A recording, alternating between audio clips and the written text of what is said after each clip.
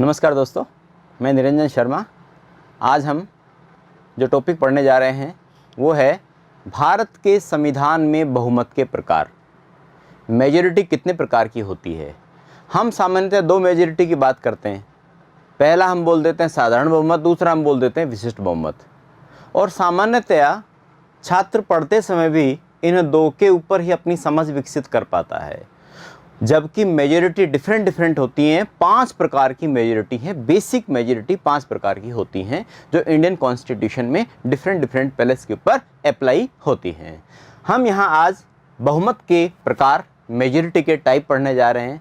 आप इसमें एक बात ध्यान रखिए, जब भी किसी मेजॉरिटी के आधार पर डिसीजन लिया जाता है तो सबसे पहले कोरम का ध्यान रखा जाता है। कोरम पीठासीन अधिकारी के द्वारा देखा जाता है। कोरम क्या होता है इस बात को भी हम जान लेते हैं। कोरम या गणपूर्ति इंडियन कॉन्स्टिट्यूशन के आर्टिकल नंबर 100 में इसका वर्णन है। संविधान के अनुच्छेद 100 में कोरम का वर्णन है। कोरम होता क्या है, सरल भाषा में मैं इसको बताऊं, किसी सदन की वह न्यूनतम सदस्य संख्या जिस संख्या की उपस्थिति में उस सदन की बैठक का आयोजन किया जा सकता है उसे कोरम कहते हैं।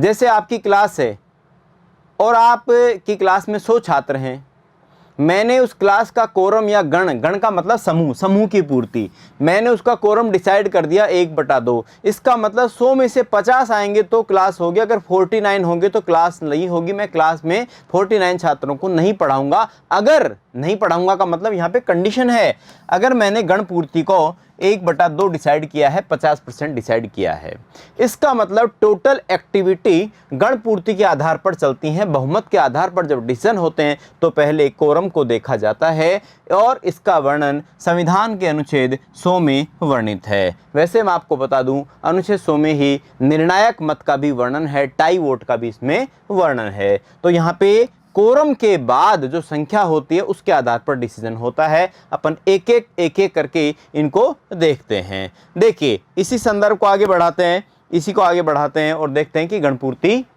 के बाद में सबसे पहले होता है साधारण बहुमत। सबसे पहले क्या होता है मित्रों? साधारण बहुमत। इसको क्या बोलते हैं? इसको बोलते हैं सिंपल मेजॉरिटी। तो इसमें होगा कोरम के बाद उपस्थित सदस्यों का कम से कम 1/2।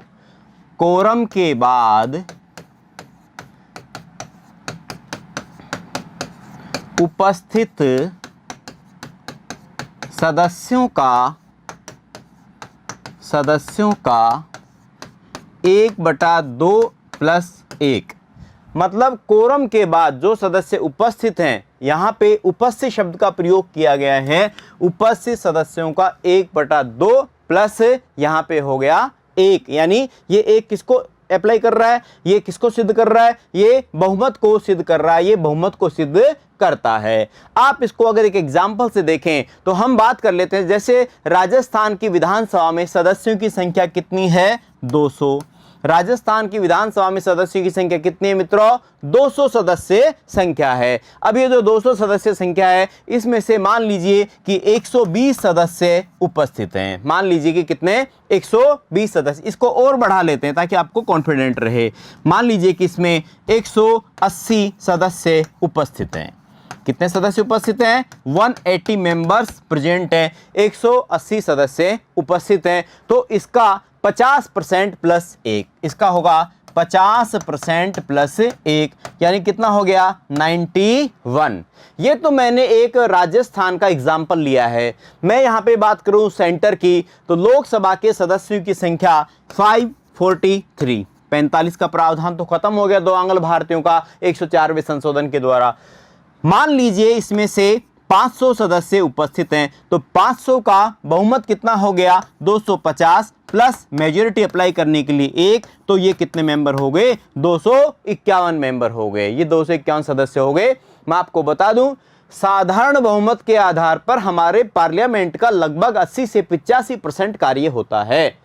साधारण बहुमत के आधार पर, इस सिंपल मेजॉरिटी के आधार पर हमारी पार्लियामेंट में लगभग 80% कार्य इसी मेजॉरिटी के आधार पर होता है। जैसे विधि पारित करना, अविश्वास प्रस्ताव और राष्ट्रपति शासन को समाप्त करना इत्यादि अनेक जो कार्य हैं वो इसी साधारण बहुमत के आधार पर संचालित व संपादित होते हैं। आशा करता हूं साधारण बहुमत आपको समझ में आ गया। नेक्स्ट स्टेप पर चलते हैं। अगला स्टेप है मित्रों, अगला आता है पूर्ण बहुमत। अगला क्या आता है? पूर्ण बहुमत। आप ध्यान रखें, पूर्ण बहुमत सरकार बनाने के काम आता है। मैंने सांकेतिक रूप से आपको ये लिख भी दिया है, सरकार बनाने के काम आता है। जैसे राजस्थान की विधानसभा में 200 सदस्य हैं। हम राजस्थान का एक एग्जाम्पल ले रहे हैं, आप ये नहीं माने कि राजस्थान आदर्श है। हम राजस्थान की विधानसभा का उदाहरण ले रहे हैं, आप सेंटर का भी ले लीजिए। चलो, जैसे लोकसभा के सदस्यों की संख्या कितनी है? लोकसभा के सदस्यों की संख्या 543 है, 543 है। तो 543 का यहां पे उपस्थित का सिद्धांत अप्लाई नहीं कर रहे हैं हम, यहां पे सीधा इसके आधार पे मैं बता रहा हूं। 543 का 50% प्लस 1 बराबर 272। यानी पहले आंग्ल भारतीय होते थे तो भी वो सरकार बनाने की प्रक्रिया में शामिल नहीं होते थे, क्योंकि वो मनोनीत होते थे, निर्वाचित नहीं होते थे। यहां पर हम बात कर रहे हैं इलेक्टेड मेंबर के, निर्वाचित सदस्यों की। 543 निर्वाचित सदस्य हैं, इसका 50% कितना हो गया? 272, 271 और प्लस 1। तो सरकार बनाने के लिए भारत में जो डेटा है, सरकार बनाने के लिए भारत में जो आंकड़ा है वो क्या है? 272 है। 272 सदस्यों के आधार पर सरकार बनती है, यानी पूर्ण बहुमत के आधार पर सरकार बनती है। तो यहां पे सरकार बनना इसी बहुमत के आधार पर होता है। तो ये होता है मित्रों कौन सा बहुमत? पूर्ण बहुमत। नेक्स्ट इसी स्टेप को आगे बढ़ाते हैं। अगला देखिए, मैंने सांकेतिक रूप से लिखा, मैं आप इसको समझाता हूं। यहां पे लिखा है प्रभावी या तत्कालीन बहुमत, इंग्लिश में इसे कहते हैं इफेक्टिव मेजॉरिटी। प्रभावी बहुमत, प्रभावी बहुमत का मतलब क्या है? सदन में रिक्त चल रहे स्थानों को हटाने के बाद बची संख्या। मैंने अनुपस्थित नहीं बोला, मैंने बोला सदन में रिक्त चल रहे स्थानों को हटाने के बाद बची संख्या। अब रिक्त चल रहे स्थान, रिक्त चल रहे स्थान से क्या तात्पर्य है? जो स्थान खाली चल रहे हैं। जैसे मैंने फिर से आपको उदाहरण देता हूं, जैसे राजस्थान की विधानसभा में 200 सदस्य हैं और 2 विधायकों ने त्यागपत्र दे दिया, तो सीट प्रभावी कितनी रह गई? 198 रह गई। ठीक इसी प्रकार से हम बात करें लोकसभा की, लोकसभा में सदस्य 543 हैं और 543 में से मान लीजिए 3 सदस्यों ने त्यागपत्र दे दिया, 3 सदस्यों ने त्यागपत्र दे दिया, या उनमें से किसी की मृत्यु हो गई, या उन्हें अयोग्य घोषित किया गया, या उन्हें अयोग्य घोषित किया गया। इसमें इनमें से कोई भी कारण हो सकता है कि या तो उसने त्यागपत्र दे दिया, या उसकी मृत्यु हो गई, या उसे अयोग्य घोषित कर दिया। इनमें से कोई कारण हो सकता है। तो यहाँ पे 3 सदस्य हटा दीजिए तो रह गया 540। ये जो 540 है इसको आप प्रभावी बोलेंगे, इसको आप तत्कालीन बोलेंगे, इसको आप इफेक्टिव मेजॉरिटी बोलेंगे।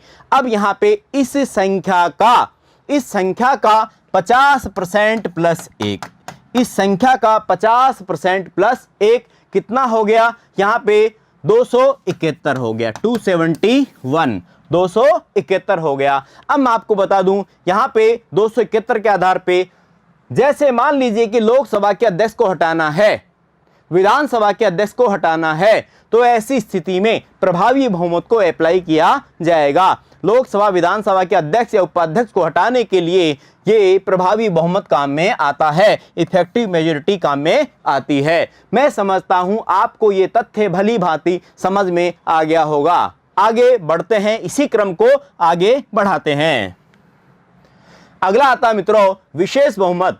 अब ये जो विशेष बहुमत है, स्पेशल मेजॉरिटी है, इसमें भी अलग अलग प्रकार होते हैं। हम सामान्यतया छात्र एक ही मान लेते हैं, विशेष बहुमत। हमने पढ़ा विशेष बहुमत, उसका बेसिक मीनिंग हम प्रॉपर तरीके से नहीं समझ पाते हैं। यहाँ पे विशेष बहुमत क्या है जानिए। विशेष बहुमत, इसमें पहला आता है एग्जाम्पल, मैंने यहाँ पे केवल सांकेतिक रूप से लिखा है, व्याख्या मैं बाद में कर रहा हूं। विशेष पूर्ण बहुमत, आपकी जानकारी के लिए बता दूं, विशेष पूर्ण बहुमत का प्रयोग भारत में केवल राष्ट्रपति को हटाने के लिए किया जाता है।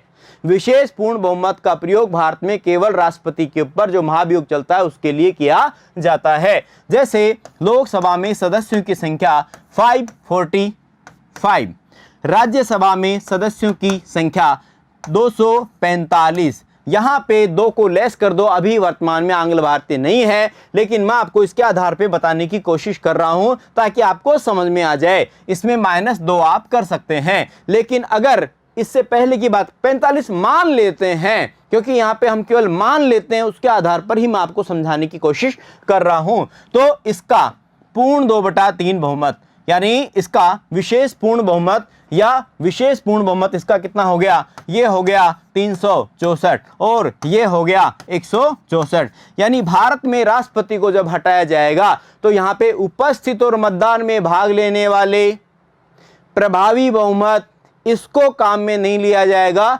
टोटल सदन की संख्या को काउंट किया जाएगा। टोटल हाउस की संख्या कितनी है, सदस्यों की संख्या टोटल कितनी है संविधान के आधार पर, और उसके आधार पर पूर्ण बहुमत निकाला, विशेष पूर्ण बहुमत निकाला जाएगा। यहां पर अगर कोई व्यक्ति मतदान करने नहीं आया, अगर कोई पद खाली चल रहा है, किसी को अयोग्य घोषित कर दिया गया, ये सब बातें यहां पर लागू नहीं होंगी। तो लोकसभा के 364 और राज्यसभा के 164 सदस्यों के बहुमत के आधार पर 164 सदस्यों के बहुमत के आधार पर राष्ट्रपति को हटाने का प्रावधान है। तो स्पेशल मेजॉरिटी में ये पहला पॉइंट हो गया। अब इसी क्रम को आगे बढ़ाते हैं। इसमें जो दूसरा पॉइंट आता है वो आता है उपस्थित व मतदान में भाग लेने वाले सदस्यों का 2/3। देखो ये बी पॉइंट आ गया।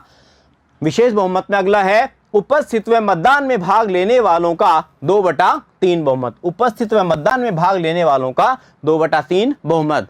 ये मैं आपको बता दूं, जैसे अनुच्छेद 249 राज्य सूची के किसी विषय को राष्ट्रीय महत्व का घोषित करना, अनुच्छेद 312 नई अखिल भारतीय सेवा ऑल इंडिया सर्विस, नई अखिल भारतीय सेवा का गठन करना, इसके आधार पर यहां पे ये लागू होता है। तो उपस्थित व मतदान में भाग लेने वाले सदस्यों का 2/3 बहुमत। एक उदाहरण बता देता हूं, जैसे राज्यसभा में सदस्यों की संख्या कितनी है? 245। मित्रों यहां पे उपस्थित जो सदस्य हैं उनकी संख्या मान लीजिए कि 240। तो 240 का 2/3 यहां पर अप्लाई होगा। 240 का 2/3 हो गया। यहां पे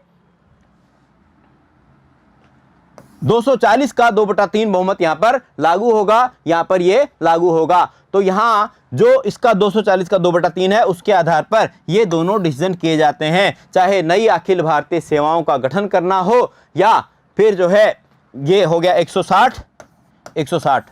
तो यहाँ पे 312 और 249 के तहत जो डिसीजन होते हैं राज्यसभा के अतिरिक्त अधिकार कहलाते हैं। इसमें इस बहुमत के आधार पर डिसीजन होता है, तो ये राज्यसभा के अतिरिक्त अधिकार भी कहलाते हैं। वैसे मैं आपकी जानकारी के लिए बता दूं, राज्यसभा के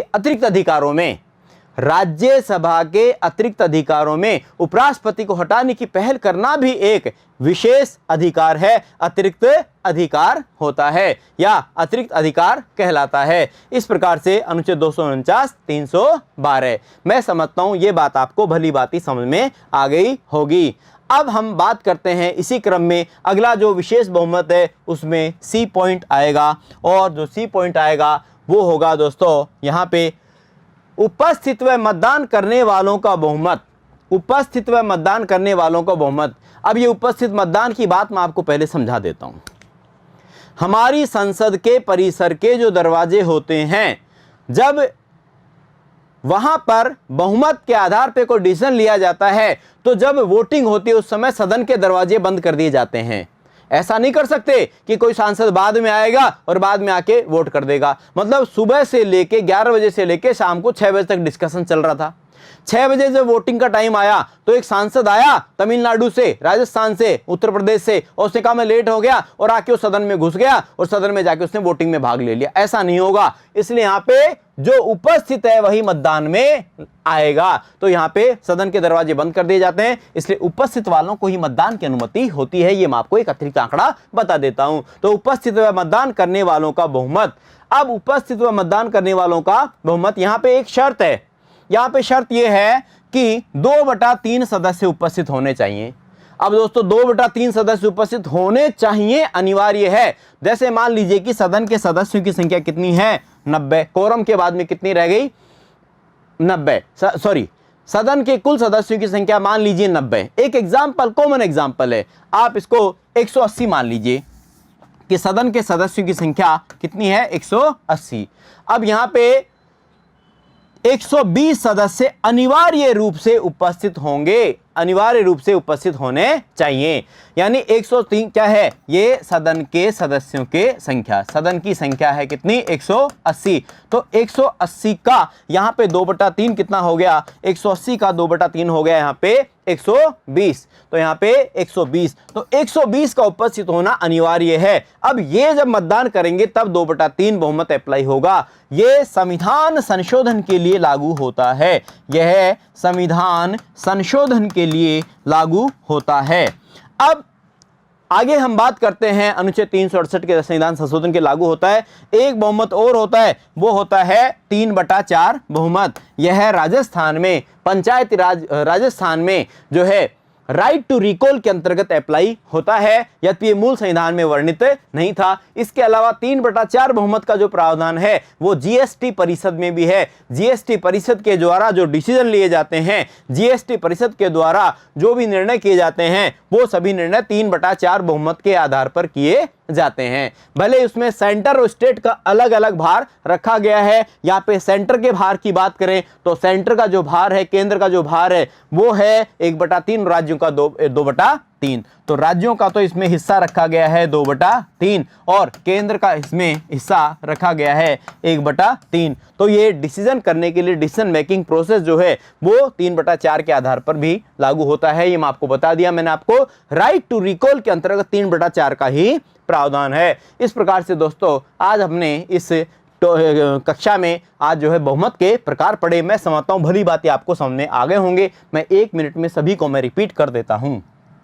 देखिए, सबसे पहली बात, बहुमत के प्रकार, कोरम गणपूर्ति, अनुच्छेद 100 के अंतर्गत कोरम गणपूर्ति समूह की पूर्ति देखी जाएगी। उसके बाद है साधारण बहुमत, सिंपल मेजोरिटी। कोरम के बाद उपस्थित सदस्यों का 1/2 + 1 यानी 200 सदस्य, उसमें से 180 उपस्थित हैं तो इसका 50% + 1। अगली बात, साधारण बहुमत से ही अधिकांश कार्य होते हैं। पूर्ण बहुमत, लोकसभा के सदस्य हैं, इससे सरकार बनती है। पूर्ण बहुमत की आवश्यकता होती है 543 का 50% + 1 272। आगे बढ़ते हैं, इफेक्टिव मेजोरिटी। सदन में रिक्त चल रहे स्थानों को हटाने के बाद, चाहे वो त्यागपत्र के कारण रिक्त हो, मृत्यु के कारण रिक्त हो या अयोग्यता के कारण रिक्त हो, तो रिक्त चल रहे हैं 3 के बाद में 50% + 1। अगली बात आती है विशेष बहुमत। विशेष बहुमत में पहला है विशेष पूर्ण बहुमत। यह है राष्ट्रपति के ऊपर महाभियोग के लिए लागू होता है। अनुच्छेद 61 राष्ट्रपति पर महाभियोग के लिए लागू होता है। ये आर्टिकल 61 में इसका वर्णन किया गया है। अगला आता है उपस्थित व मतदान में भाग लेने वालों का 2/3। मैंने आपको बताया राज्यसभा के अतिरिक्त अधिकारों के तहत यह अप्लाई होता है। अनुच्छेद 249 इसमें राज्य सूची के किसी विषय को राष्ट्रीय महत्व का घोषित करना और 312 नई अखिल भारतीय सेवा का गठन करना। नेक्स्ट, इसी क्रम को आगे बढ़ाते हैं, उपस्थित व मतदान करने वालों का। अब यहाँ पे उपस्थित मतदान क्यों, ये मैंने आपको बताया, सदन के दरवाजे बंद हो जाते हैं और इसमें शर्त यह है कि टोटल सदन की संख्या का 2/3 होना चाहिए। पहली शर्त यह है कोरम के बाद में, और उसका फिर कितना लागू होगा, 2/3, यानी 3 मेंबर हैं तो 2 तो रहने ही चाहिए, ये मतलब इस बात का। तो यहाँ पे मान लीजिए 180 हैं, 180 में से 120 तो रहने चाहिए, फिर 120 का ये जो है ये अप्लाई होगा। इस प्रकार से ये व्यवस्था संचालित होती है। थैंक यू दोस्तों।